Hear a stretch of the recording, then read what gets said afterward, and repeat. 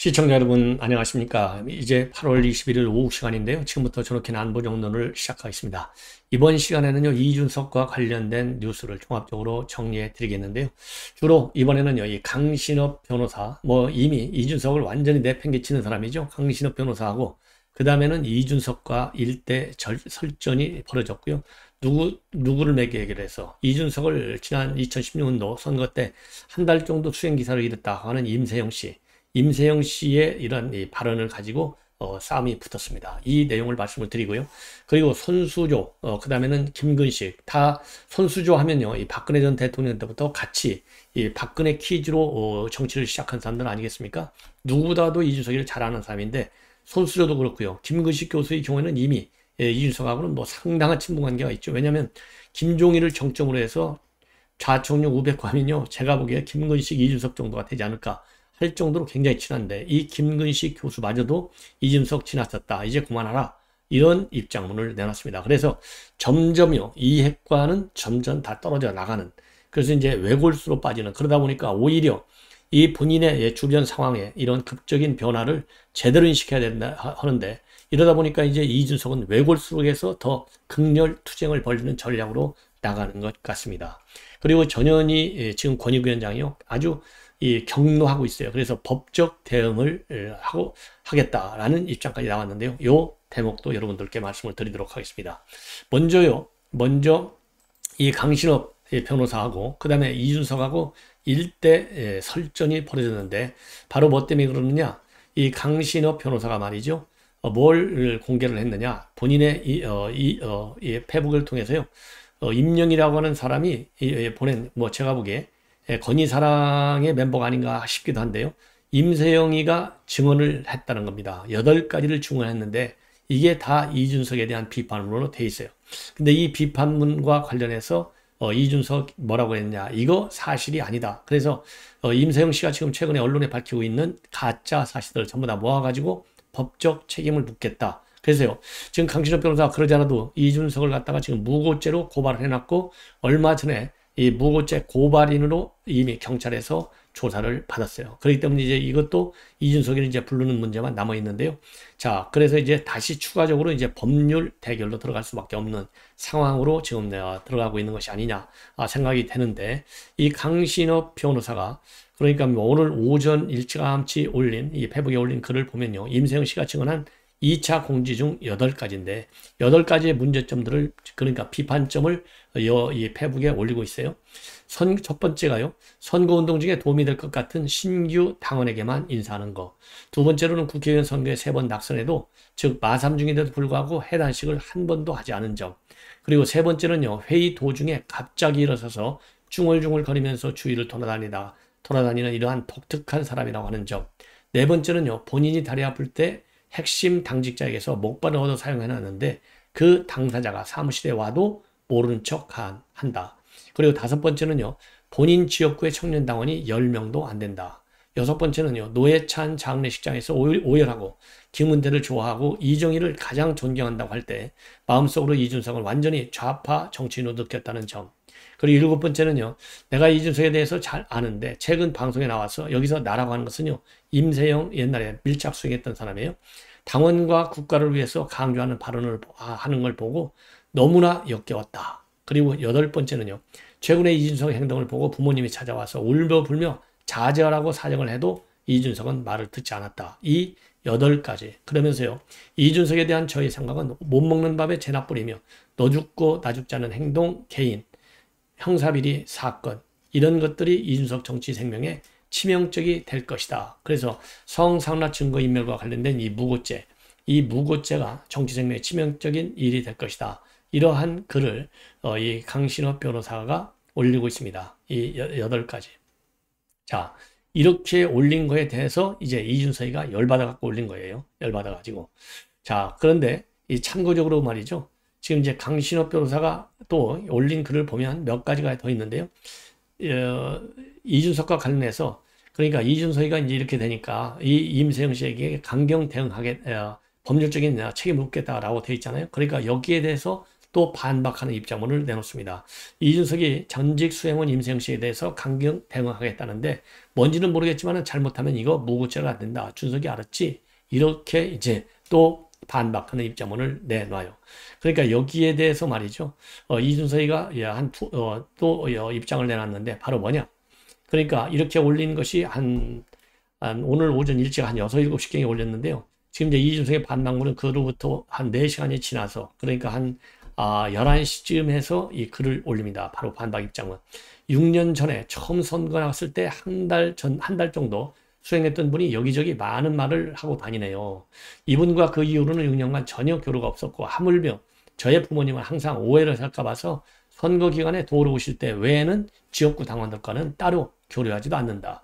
그리고 부모님은 저에게 정치활동의 선택에 대해서는 어떤 이야기도 하지 않고 당연히 찾아오셔서 그런 말씀 하실 일도 없었다. 그러니 나중에 감당 못할 이야기를 다 하고 다니는 데 대해서 전부 다 모아가지고 책임을 묻겠다. 이러면서요. 임세영 씨가 이렇게 이 부모님이 찾아와서 울부짖며 자제하라고 해도 전혀 듣지 않는다라고 하는 이 강원일보 기사를 링크를 공유하고 있습니다. 그러면서 또 1시간쯤 지났다가 이렇게 하고서도 열이 아직 안 풀린 것 같아요. 자, 그러면서 또다시 법률적 책임을 한번 얘기했는데 또다시 무슨 상황인지는 모르겠지만 철저하게 대응하겠다. 그러면서요. 임세영 씨가 지난 3월 24일 날 보냈던 이 메시지를 올렸습니다. 그 메시지를 뭐라고 올렸냐면 그 메시지를 그대로 또 페북에 올렸어요. 그 메시지를 보면요. 대표님 안녕하세요. 임내영입니다. 이건 뭐 임세영을 잘못된 거 친 것 같아요. 우선 대선 승리로 이끄시느라 고생이 많으셨고 다름이 아니라 오는 6월 1일 지방선거를 준비함에 앞서서 위원장님께 말씀드리는 것이 도리탄 듯해서 전화를 드렸는데 당무에 바쁘셔서 못 받으신 것 같아서 이렇게 문자를 올립니다. 지방선거 또한 국민의힘 승리를 위해서 힘써 주십시오. 감사합니다. 이렇게 이제 올렸어요. 자, 그 이후로는 뭐 별로 연락이 안 된 것 같아요. 그러다가 바로 오늘 8월 21일이 오늘이지 않습니까? 왜냐면 지금 임세영 씨가 8가지 문제점을 전부 다 공개해버렸잖아요. 그러니까 여기에 대해서 이거 믿기지가 않는데 강신업 씨가 세영 씨가 했다고 하는 이야기인데 다 본인이 직접 한 거 맞지요? 이러한 또 글을 올립니다. 예, 맞지요? 그러면서요. 또 그리고 이봉규 TV에서 나온 것들도 다 책임질 수 있지요. 정정할 것이 없으면 바로 대응 들어가겠습니다. 이렇게 엄중 경고하는 메시지를 또 이준석 씨가 내놓고 있어요.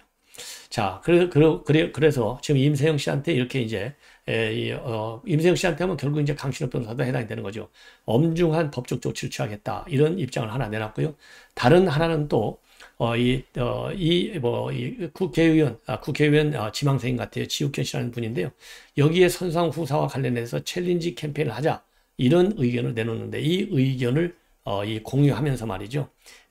좋은 생각인데 윤핵관과 호소인 그리고 나머지 모두 선당 후사 챌린지에 동참해 볼 것을 제안합니다. 저는 안 할 거예요. 왜냐하면 자기는 이 선당 후사는 난 듣지도 보지도 못했다 이렇게 비판했잖아요. 그리고 선당 후사는 김정은이 하는 얘기다 이렇게까지 폄하하고 나섰고 그래서 선당 후사는 자기한테는 해당되지 않는다. 강력히 부인하고 있거든요. 그러니까 선당 후사 챌린지에 동참하겠습니까? 당연히 안 하죠. 그래서 자기는 안 하는데 윤핵관하고 호소인들 그리고 다른 사람들 선당후사 주장하는 사람들을 얘기하겠죠. 여기서 그리고 나머지 모두라고 하는 것은 선당후사를 이준석한테 요청한 사람들 자 한번 챌린지에 동참해봐라 이렇게 제안을 하고 있어요. 그러면 선당후사를 지욱현이라는 사람이 제안했는데요. 선당후사가 국민의 힘의 정신이 된 현재 윤 정부와 당의 성공을 한 마음으로 바라고 대한민국과 국민을 위해서 헌신할 것을 다짐하는 차원에서 선당후사 챌린지를 권해봅니다. 그래서 이 선당후사하고 선당후사 챌린지에 해시태그를 붙여놓고 있어요. 그래서 저 아무개는 2024년 22대 총선에서 그동안 전심을 전력을 다해서 어디 지역구 관리를 해왔음에도 불구하고 당의 전략공천, 절차적 하자 등의 이유로 공천을 받지 못하더라도 선당후사를 가슴 깊이 새기면서 어떤 이의제기도 하지 않을 것이며 무소속으로 출마하는 일이 없이 백의 종군할 것을 서약합니다.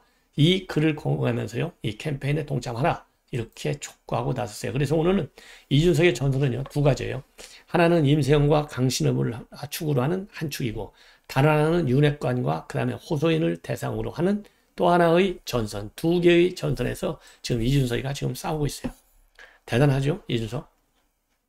자, 이런 이준석에 대해서 말이죠. 김근식 교수, 친 이준석인데, 이준석에 대해서요. 억울해도 침묵해라. 지금 당신이 이렇게 떠들고 억울하다고 이 여론전을 하는 것보다 더 중요한 게 뭐냐. 윤석열 정부의 성공 아니냐. 윤석열 정부 성공이 먼저야. 이렇게 지적을 하고 있어요. 그러면서 이제는 이준석의 거친 생각과 불안한 눈빛이 더 계속돼서는 안 된다. 대통령의 체리 따봉도 문제지만 이준석의 거친 발언도 똑같이 문제다. 더 문제죠. 이게 똑같이가 아니라 이걸 보면요. 김근식 교수가 확실히 이준석하고 가깝기는 해요. 정서적으로 상당한 부분을 많이 공감하고 하는 것 같은데 뭐 그거야 뭐 개인의 다 누구든지 친소관계가 있는 거니까 그거를 말할 수는 없고 여기서 똑같이 문제다. 그러니까 여기서 체리 따봉도 문제, 거친 발언도 똑같이 문제. 이 똑같이 쓴 것이 저는 상당히 저는 동의하지 않습니다. 그리고요. 대선 과정에서 후보와 대표의 이견은 내부 총질이 아니었다. 하지만 최근에 이준석 대표의 발언은 내부 총질이다. 주초 가처분 결과까지만이라도 가능하다면 결과 이후에도 제발 이준석 대표 스스로 무관하길 부탁한다. 옳은 얘기한 거예요. 이거는. 그리고 핵관과 핵관 호소인 핵관 워너비들의 발언에도 응수하지 말아라. 당내 분열만 가속화되고 침묵이 때로는 최고의 힘이다. 아주 옳은 말 했어요. 그리고 중징계 이후에 침묵하면서 낮은 자세로 전국을 다닐 때 오히려 이준석의 동정률이 등가했고 체리따봉 이후에 다시 설전에 나서고 기자회견한 이후에 연일 대통령 비난에 나선 이후로는 진짜 내부 총질이 아니냐. 억울하고 분하겠지만 이제는 이제 멈춰라. 그래서 이준석과 우리가 함께 만들어낸 윤석열 정부의 성공이 우선이 아니냐. 이 전 대표의 마지막 충정과 애당심을 묵은으로 보달라. 이렇게 거듭 요청하고 있는데요. 여러분들 어떻게 생각하세요? 제가 보기에는요. 이 김근식 교수 친분 관계를 떠나서 옳은 얘기를 했다라고 저는 판단이 됩니다. 이제는요. 이 손수조 지금 이제 뭐 이 정치 2번 떨어지고 나서는 완전히 뭐 은퇴한 건지 아닌지는 잘 모르겠지만 은퇴한 것 같지는 않아요. 지금 이제 장례 지도사로 활동하고 있는데 주간조선에서 최근에 인터뷰를 한 내용이 실렸어요. 그래서 이준석과 관련해서 또 여러 가지 청년 정치와 관련해서 언급을 했는데 이 청년 정치와 관련해서도 한번 좀 여러분께 말씀을 드리고 그리고 특히 이준석과 관련해서 한마디로 이번 기자회견까지 한 거 정말 자기가 이준석을 지지하는데 이거는 심했다, 지나쳤다라고 언급을 하고 있어요. 그리고 본인이 그동안에 이준석을 지켜보니까 굉장히 똑똑한 천재인데 가까이서 지켜본 사람들이 이거 다 아는 거다. 그리고 전략이 굉장히 뛰어나고 또 전략을 실행하는 행동력도 굉장히 강하다. 전략을 실행하는 행동력이 강하니까 기자회견까지 가고 본안소송까지 지금 추진하는 것 아니겠습니까? 자, 그러면서요. 문제는 뭐냐? 사회성이 없다는 겁니다. 사회성. 그거는 10년 전부터 그랬고 다만 그때는 괜찮을지 모르겠는데 왜냐하면 당대표가 아니니까 지금 당대표가 됐는데도 똑같은 태도로 임하니까 비판을 많이 받는 것 같은 것 아니냐. 그래서 대표직에 오르고 나서 특히 본인의 혁신 그 다음에 이준석 정치를 지켜내야 한다는 고집이 굉장히 센 걸로 보이더라. 그러면서요. 이번에 기자회견한 거 이걸 보면은 이미 선을 넘었다. 자기도 이준석의 혁신은 지지하는데 이러한 기자회견 방식 이런 방식으로 항의하고 비판하고 이거는 아니다라고 본다. 어쨌든 간에 윤석열 대통령은 우리 당이 만들어내는 거고 그렇기 때문에 성공하도록 일조를 해야 하지 않겠느냐. 그래서 기자회견 내용을 보면 자성보다는 남 탓이 훨씬 더 많더라. 나는 다 옳고 나를 제외한 너희는 모두 잘못됐어. 이런 프레임이 있는 것 같다. 예. 그리고 이런 지적을 했는데요. 상당히 옳은 얘기죠. 그리고 일각에서는 대통령과 여당이 이준석을 쓰고 버렸다. 토사구팽했다. 이런 지적과 관련한 의견. 여기는요. 청년 정치인이 쓰고 버려진다는 프레임은 정확하지 않다. 쓰고 버려지는 게 어디 청년 정치인일 뿐이냐. 정치 지망생들이 다 그렇게 한국에서는 대접받고 있는데 자 이거 어마어마하게 많다. 예. 는 얘기를 했고요. 청년 정치인이라는 표현보다는요. 정치신이라는 표현을 좀 좋아하는 것 같아요. 그러면은 왜 이 청년 정치 이렇게 어려움을 당하고 잘 안 되느냐. 여기에 관해서요. 이 청년 정치한테 젊은 청년 사람들한테 정치력을 갖추라고 주문하는 거. 이거는 가혹한 주문이다. 자, 586과 같은 정치 주류를 상대로 해서 타협하고 정치력을 발휘하라고 하면 과연 젊은 정치인 중에 살아남을 사람이 얼마나 되겠느냐. 가혹하다. 예, 이런 얘기를 하고 있고요.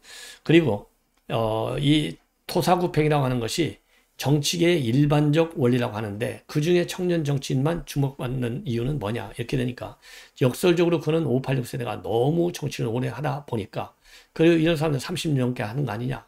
그러다 보니까 청년 정치인들이 들어갈 자리도 없다. 예, 없다. 그리고요, 또 이제 이 퀴즈로서 느꼈던 이 한계, 이런 것도 또 얘기를 하고 있고요. 퀴즈 정치로서의 그 한계는 바로 뭐냐? 자기 자신만의 캐릭터를 만들어내야만 하는데, 자, 지금 이제 이준석 같은 경우는 거기까지는 성공했는데, 예, 본인이야말로 아직 거기까지 일찍이 정치를 그만두다 보니까 가지 못했다라고 얘기를 하고 있습니다. 자, 그래서 전반적으로 보면요, 이 손수조 씨의 이런 기자회견에서 느낄 수 있는 것은 청년 정치인이라고 해서만 이 한계를 얘기하지 말고 정치 신인들끼리 느끼는 이 한계를 우리가 공감을 해야 되겠다. 그 이유는 기성 정치인들의 기득권 벽이 너무나 높기 때문에 그렇게 쉽게 그 벽을 넘기가 어렵더라. 이런 얘기를 또 하고 있습니다. 자, 이번에는 말이죠. 한 두세 가지만 말씀을 드리겠는데, 우선 박민식 보훈처장이 오늘 중요한 입장을 밝혔어요. 왜냐하면 바로 이틀 전에 이 보훈처에서 공식 발표한 게 뭐냐? 김원웅의 개인적인 비리, 그러니까 국회에 있는 이 카페 수익과 관련된 비리는 이미 발표를 했고요. 그 비리 말고서도 8억 원에 상당하는 비리가 별도로 확인이 됐어요. 근데 이걸 가지고 지금 야당에서 보복감사했다라고 비판이 많지 않습니까? 그러니까 전혀 그것이 아니고 김원웅의 개인 범법행위에 대한 사실적 감사했다. 오히려 이런 정부에서는요, 이 국정농단이다 이렇게 해가지고 이 적폐몰이 차원에서 이 광복회를 조사하고 그랬는데 지금 본인이 지금 보훈처에서 감찰한 거, 감사한 거, 이거는 보복적 차원이 절대 아니다. 그래서 광복회장 스스로 공금을 이용하고 착복하는 불법을 저지른 것이다. 그렇지만 그럼에도 불구하고요, 보훈처는 이 김원웅 광복회장의 정치 편향적 언동은 전혀 감사하지 않았다. 굉장히 심각하지만은. 그래서 이제는 이 광복회가 국민의 이 존경을 다시 받을 수 있도록 광복회는 광복회대로 딱 우리 국민들에게 돌려드리고, 다만 광복회장의 비리에 대해서는 철저하게 감사를 해서 이런 일이 일어나지 않도록 하겠다라는 입장을 밝히고 있습니다. 그리고요, 이 전현희 권익위원장이 어마어마하게 지금 화가 나 있습니다. 그래서 오늘 페북에 글을 올려갖고요, 지금 감사원의 불법 감사가 진행되고 있는데 절대 용납하지 않겠다. 그래서 지금 감사원에서는요, 특별조사국 제5과 소속 조사관 10명이 특별 감사하고 있다. 이것도 공개하고요. 그래서 우선 지시에 의한 특조국 조사관들의 불법적인 조사 행태, 이거 불법 범죄 공범이다. 이렇게 경고를 하면서요, 법령상 의무가 없는 불법적인 자료 제출을 요구하고, 그리고 허위 답변을 강요하는 감사를 하고 있는데 이게 전부 다 직권남용에 해당된다. 그래서 이러한 불법적인 감사 행태에 대한 증거가 차곡차곡 쌓이고 있다. 이렇게 지금 비판을 하고 있어요. 뭐냐? 전부 다 우연장이 시켜서 하라고 그랬다. 이 얘기가 나올 때까지 계속 감사한다는 거예요. 만약에 이게 사실이다, 그러면 이거 문제가 있는 것은 맞죠. 그래서 이 사실 여부에 대해서 이제는 감사원이 말이죠, 내일 월요일이니까요, 제대로 입장을 밝혀야 할 차례가 아닌가. 만약에 전현희 위원장이 말한 게 사실이다, 그러면 이건 뭐 직권남용의 강압적인 감사가 되는 것이겠죠. 자, 그러면서요, 이 전현희 위원장의 주장을 보면 권익위 지원이 위원장이 개입하지 않았다고 끝까지 사실대로 얘기하면 그 지원에 다른 별건의 근태 자료 요구를 협박하고, 위원장 개입을 순순히 불지 않으면 별건 조사하겠다고 협박하면서 허위 답변을 유도하고 불법 강압 조사를 했다라고 지적을 하고 있습니다. 자, 그래서요, 자기네가 짜놓은 이 각본대로 원하는 답이 나올 때까지 이러한 똑같은 질문을 반복하고 며칠이고 같은 형식의 감사를 반복하고 있다. 이렇게 지금 지적하고 있어요. 폭로하고 있어요. 그러면서 최근에 유병욱 감사원 사무총장이 지난 17일이죠. 국회를 찾아가고 법사위 소속 의원들한테 심각한 사실이 있다, 어마어마한 비리 의혹이 있는 것처럼 이렇게 발언을 한 거, 이거 명예를 심각히 훼손한 것이다. 그래서요, 지금 유병욱 사무총장이 얘기한 것은 전현희 개인에 대한 명예훼손이고요, 감사관들이 권익위 직원들에게 강압적으로 하는 것은 직권남용이다. 그래서 법적 대응을 검토하겠다라고 밝히고 있어서 이게 이 파장이 만만치 않을 가능성이 큰 게 아닌가, 이렇게 생각이 됩니다. 시청자 여러분, 이렇게 해서요, 본 방송은 마치고 또 오늘 이제 일요일 오후니까요. 이제 오후에는 일요일이 오후니까 이제 월요일 날 종합신문을 준비해야 되기 때문에 좋은 기사들이 또 많이 나옵니다. 그래서 좋은 기사를 가지고 여러분들께 적시성 있게 또 분석해 드리도록 하겠습니다. 시청자 여러분, 본 방송은 이걸로 마칩니다. 대단히 고맙습니다.